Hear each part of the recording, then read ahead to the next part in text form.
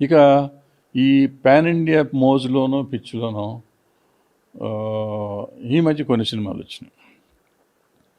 ఎందుకు తీస్తుంది ఆ సినిమాకి? ఆ కథకి డిమాండ్ ఉండదు, అంత డిమాండ్ ఉండదు. ఇప్పుడు లేటెస్ట్గా మన కన్నప్ప వచ్చింది, నేను చూసే సినిమా నిజంగా చాలా బాగుంది, బాగా తీసారు, అద్భుతంగా తీశారు సినిమా తీయటం. బట్ దానికి సరిపడ రెవెన్యూ రావట్లా.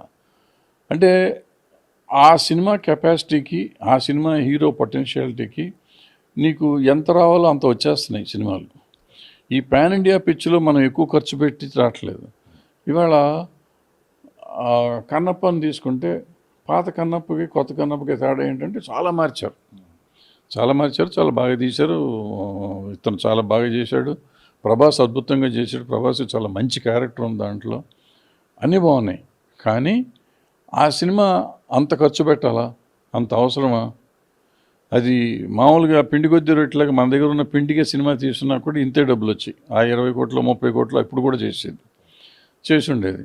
ఇవన్నీ పెట్టి హంగులు పెట్టి ఖర్చు పెట్టి 1000 100 కోట్లు 200 కోట్లు పెట్టి వాడు మన డబ్బులు రాలేదు అంటే అది కరెక్ట్ కాదు. అంటే పులిని చూసి నక్క వాత పెట్టుకుందని, అంటే యాంబిషియస్గా ఉండొచ్చు మనం.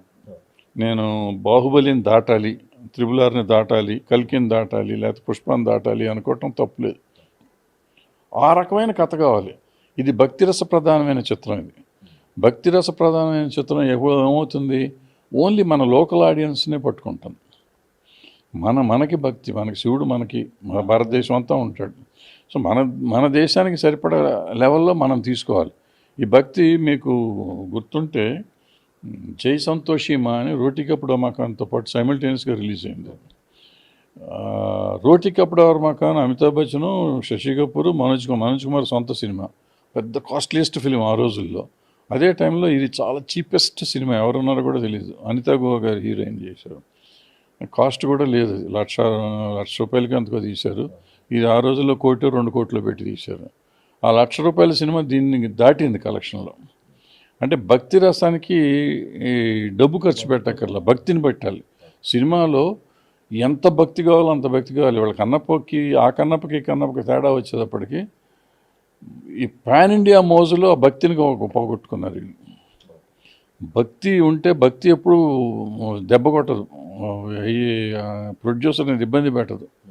నువ్వు భక్తిని పండించాలి, సినిమాని పండించడం కాదు. పాన్ ఇండియాగా తీశారు, 100% పాన్ ఇండియా సినిమా లెవెల్లో డబ్బులు ఖర్చు పెట్టి లావిష్గా తీశారు, బాగా తీశారు. కానీ ఏదైతే సినిమాకి అవసరమో భక్తిని బడ్జెట్ డామినేట్ చేసింది.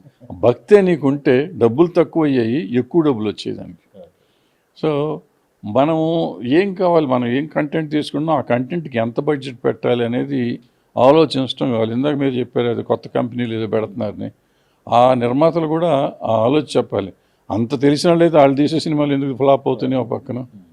సో ఎవరికి తెలియదు అంత విజ్ఞానం. ఇప్పుడు నేను ఫ్లాపుల సినిమా 100 ఫ్లాపులు తీశాను, నేను ఒకటి పెద్ద పుడింగ్ ప్రొడ్యూసర్ని కాదు. సో నాకైనా అంత లేదు, కానీ బట్ నాకు అనిపించింది చెప్తున్నా. నువ్వు చెప్తున్నావు నీకు తెలుసా, నువ్వు చెప్పింది కరెక్టా అనటానికి నిజంగా నేను కరెక్ట్ కాకపోవచ్చు కూడా, కానీ నా ఆలోచన మాత్రం ఇది.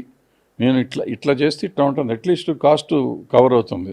100% భక్తి సినిమాలు భక్తితో తీస్తే ఫెయిల్ అవుతాయి అని నేను నమ్మను, అవ్వవు కూడా. అందులో ఇప్పుడు కొత్తగా వచ్చిన ఈ సనాతన ధర్మం మూడ్లో ఉన్న ప్రజల్లో నువ్వు భక్తి సినిమా తీస్తే ఫ్లాప్ అయ్యే అవకాశమే లేదు.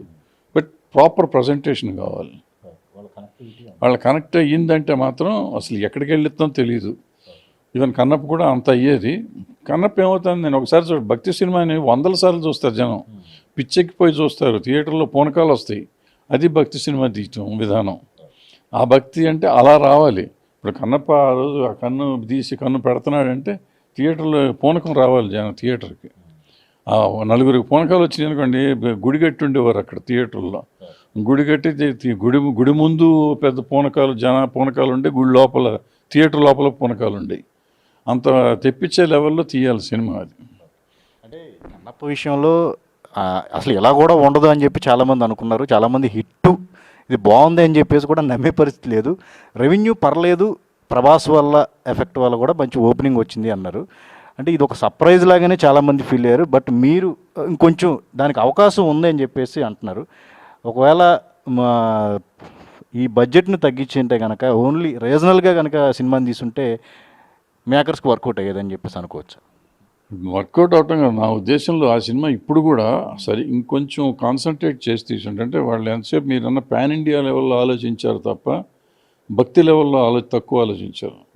భక్తి లెవెల్లో ఎక్కువ ఆలోచించుంటే అది ఇవాళ 1000 కోట్లు దాటిన ఆశ్చర్యపోయి ఉండేవాళ్ళం కాదు. అదే సినిమా అదే ఆర్టిస్టులతో ఉండేది. నాకు ఆ శివుడు పార్వతి అసలు నచ్చలా. వాళ్ళని చూస్తుంటే ముందు ఇరిటేషన్ వచ్చింది నాకు. మిగతా వాళ్ళందరూ బాగున్నారు ఆ సినిమాలో. ఆ శివుడు పార్వతి మాత్రం ఏంటో అసలు ఎక్కడి నుంచి తెచ్చిపెట్టారో పెట్టినట్టు ఉన్నారు వాళ్ళు బాగాలేదు. అది ఇంకోటి ఏంటంటే మీకు అన్నమయ్యకి ఒక ఆలోచన చేశాడు ఆయన. ఆ సినిక్ ఆర్డర్ పెట్టారు. దేవుడు వెంకటేశ్వర స్వామిను ఆయన భార్యలో కూర్చొని కథను నడిపిస్తూ ఉంటారు.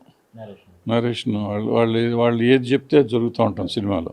అట్లా ఇక్కడ శివుడు పార్వతి కూర్చొని ఏది చెప్తే జరుగుతూ ఉంటాను.